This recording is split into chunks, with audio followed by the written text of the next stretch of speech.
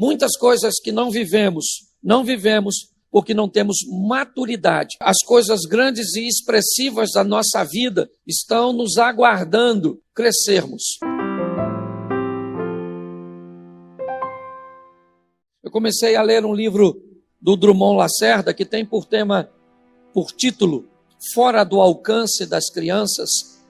E esse livro traz como uma tônica central que as coisas grandes e expressivas da nossa vida estão nos aguardando crescermos.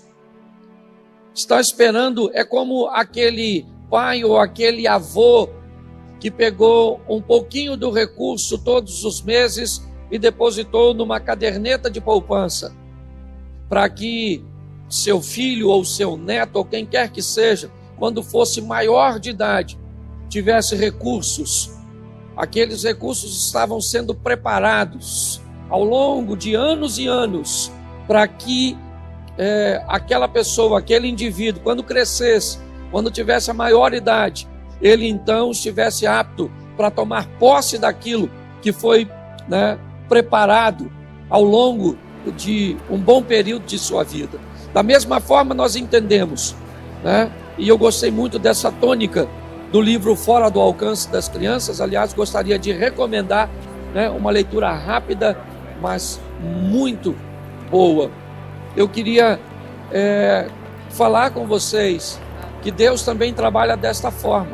Muitas coisas que gostaríamos de viver, muitas coisas que Deus preparou para nós, pois a Bíblia diz que tudo estava preparado antes da fundação do mundo. O sangue de Cristo já era reconhecido ou conhecido antes da fundação do mundo, diz 1 Pedro, mas muitas coisas que não vivemos porque não temos maturidade. Deus está nos aguardando, crescermos e não nos tornarmos maior dos 18, dos 21, mas amadurecer a nossa mente, para que possamos deixar de ser crianças e termos acesso àquilo que Deus tem a nos oferecer. A grande virtude, e é isso que eu quero, essa tônica que eu quero tomar com você, está no nosso poder de recuperação. O que vamos fazer após uma queda, além de chorar pela dor do acontecido? Como é que nós vamos nos comportar? Essa tônica de dizer a força que me mantém de pé tem por propósito mostrar alguns personagens bíblicos, pois quando nós olhamos para a Bíblia, nós vemos muitas pessoas ou muitos homens com algumas virtudes. Abraão com a sua fé, nós olhamos para Davi e olhamos sua valentia e sua adoração. Sansão, a sua força. Nós olhamos para Salomão e vemos sua sabedoria, mas todos eles tinham seus pontos fracos. Quando nós olhamos para Abraão, nós vemos o medo que ele tem ao chegar no Egito com sua bela esposa. Quando nós olhamos Davi, vemos a dificuldade que ele teve de se deparar com algo que não era para ele e acabar ultrapassando os limites. Quando nós olhamos Sansão, nós vemos no que ele se meteu. Nós vemos Salomão se casando com diversas mulheres e levando a idolatria para dentro do território de Israel.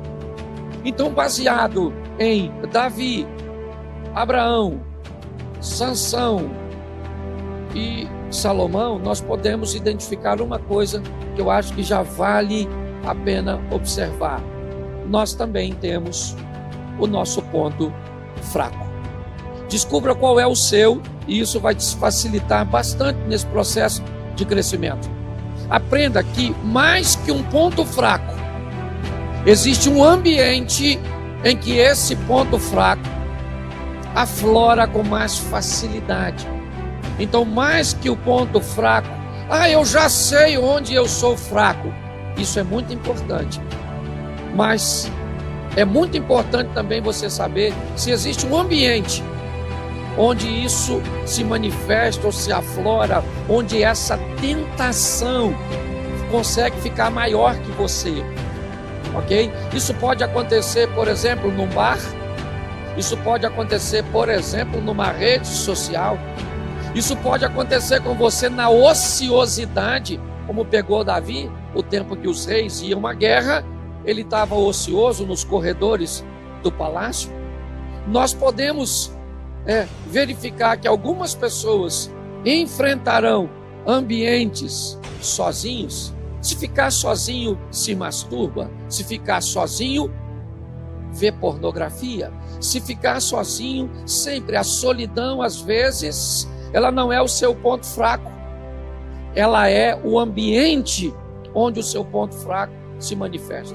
Conhecer o seu ponto fraco é importante, mas entender e fazer a leitura de onde ele se manifesta com mais facilidade também é muito importante. Ou seja, também tem aqueles que, se estiverem sozinhos, vão bem, mas basta se misturar com determinadas pessoas que aí as coisas começam a se complicar. Ou seja, enquanto uns são ou enfrentam o seu ambiente de dificuldade de forma solitária, outros com determinadas pessoas que não deveriam fazer parte de sua vida. Tem pessoas que vão ter problema em ambientes de rejeição, de indiferença. Onde é que a sua dificuldade ou o seu ponto fraco se manifesta? Observe isso, e isso vai te ajudar bastante. Hoje eu quero olhar um texto com vocês do segundo livro do profeta Samuel, no capítulo 12. O texto me saltou pela recuperação de Davi, pela maneira que ele conseguiu se recuperar, sabe? É a tal da resiliência, aquela capacidade. Pensa uma almofada, quando você senta em cima dela e ela perde toda a sua forma, ela amassa, ela enruga, ela dobra, mas basta você sair de cima da almofada, que se a densidade de sua espuma ainda estiver correta e firme, apesar de todo o peso, de toda a pressão que ela recebeu, ela vai voltar para o tamanho normal, para a forma normal. Essa é a grande faceta da vida.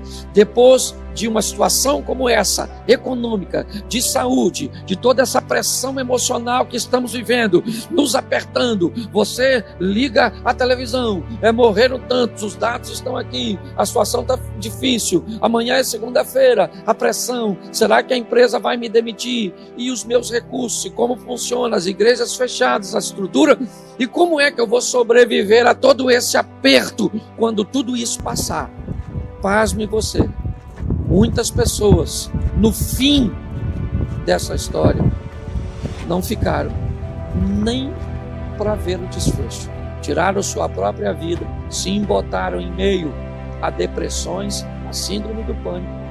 Ou seja, entender de onde vem a nossa fé, de onde vem a nossa força, é muito importante. Eu não sei o que você está enfrentando hoje, eu não sei se você perdeu uma batalha, mas eu quero te dar uma notícia: ficar prostrado pode até ser algo positivo por alguns dias. Por exemplo, morreu um ente querido seu, a Bíblia diz: se alguém morrer e ninguém chorar pelo morto, é melhor que ele fosse um aborto, é melhor que ele não tivesse nascido.